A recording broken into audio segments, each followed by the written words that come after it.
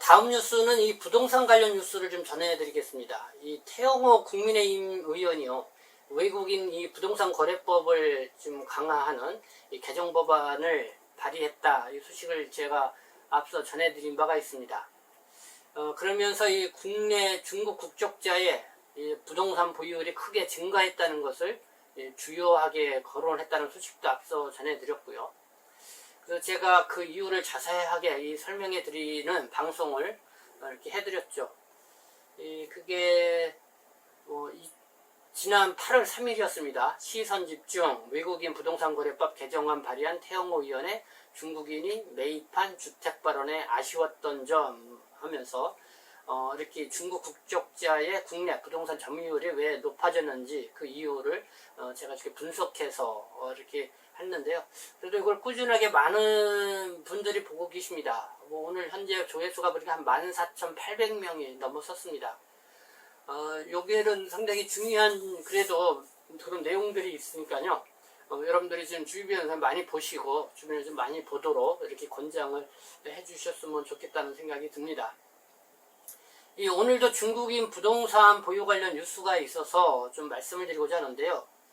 이 조선일보가 난 부동산 얘기입니다. 조선일보가 중국인은 부천부동산, 미국인은 평택 많이 사, 이렇게 뉴스로 오늘 날짜로 보도를 했습니다. 17일 이 부동산 업체 직방이 법원 등기 정보관리자 통계를 분석한 결과 국내 부동산을 산 외국인은 작년에 1만 9,468명으로 2010년 4,307명보다 4배 이상 증가했다. 전체 거래에서 외국인 매수자가 차지하는 비율도 10년 사이 0.2%에서 0.63%로 늘었다. 올해는 지난 7월까지 전체 부동산 매수인의 0.69%가 외국인이었다. 이렇게 하면서 또 도표로 이렇게 표시를 했습니다. 그래서 국내 부동산 시장 외국인 매수인 가로는 외국인 매수인 비율 2021년은 7월 기준 해서요. 그러면서 이 중국인과 관련돼서도 보도가 나와 있습니다. 이 중국인은 2013년부터 올해까지 9년째 국내 부동산 매입이 가장 많은 외국인이었다. 재작년에는 70.6%, 작년에는 69.3%, 올해는 62.5% 등 외국인 매수의 3분의 2 정도가 중국인이다.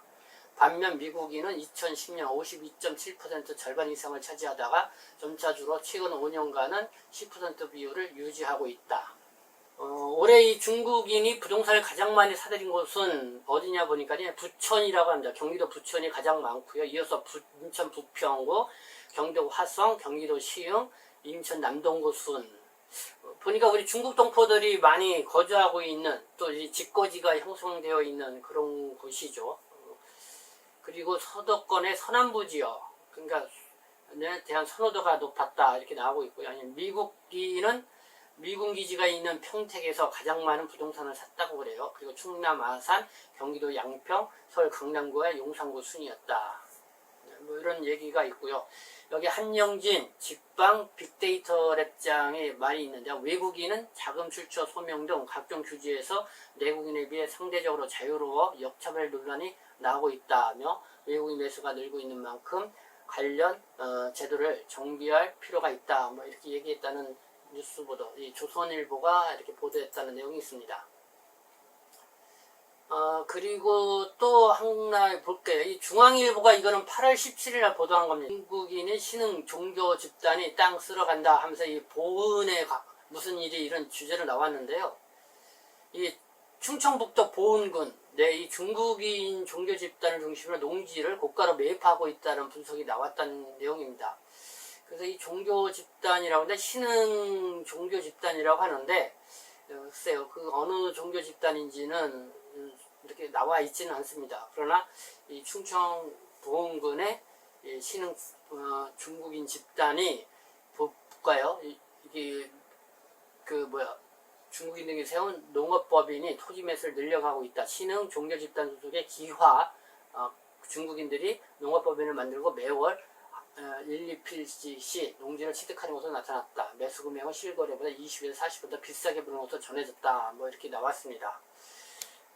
그렇게 하면서 현재 법령으로는 외국인과 농업 회사 법인 등의 토지 매입을 규제할 방법이 없다. 그래서 보훈부는 지난 5월께 관련 부처에 외국인 토지 소유 제한에 관한 법령 개정과 토지거래 허가 구역 지정 등 규제 방안을 건의하기로 했다. 군은 주민과 연대해 외국인 토지거래 현황을 감시할 계획이다. 이렇게 발표를 했습니다. 이게 중앙일보가 이렇게 보도를 했다는 내용입니다. 네, 이렇게 해서 부동산과 관련된 내용이 있어서 여러분들이 소개를 해드렸고요. 다음은 우리 중국 동포와 관련된 사건 소식입니다. 이것도 8월 17일자 어제 서울신문에 게재된 보도인데요. 이 서울시 안타까운 소식입니다. 이 집에 찾아온 아버지를 흉기로 살해한 이 30대 중국 동포가 검거됐다는 것입니다. 보니까 경기도 안산 다른경찰서에서 나온 소식입니다. 이 존속 살해 혐의로 중국 국적인 30년차 A씨를 검거했다고 이렇게 17일 밝혔다는 건데요. 보니까 이 부인이요, 이 사망한 그 부인이 16일 날 경찰에 이렇게 얘기를 했다는 겁니다. 아들 집에 간 남편과 연락이 되지 않는다. 그래서 신고를 이렇게 경찰에 했다는 겁니다. 그래서 같은 날 1시쯤 A씨, 그러니까 아버지를 살해한 30대 남성이죠. 집으로 출동한 경찰을 보니까 소방당의 도움을 받아서 닫힌 창문을 열고 들어갔더니 숨진 B씨, 아버지가, 그러니까 60대이죠. 옆에 있던, 숨지고 있고 A를 지금 체포했다는 이런 소식입니다. 경찰 관계자 말을 인용한 거를 보니까요, 최근 A씨 거주지의 월세 임대 기간이 만료되자 B씨가 A씨를 자신의 집으로 데려오기 위해 방문했다가 변을 당한 것으로 보인다. 이렇게 얘기를 하고 있습니다.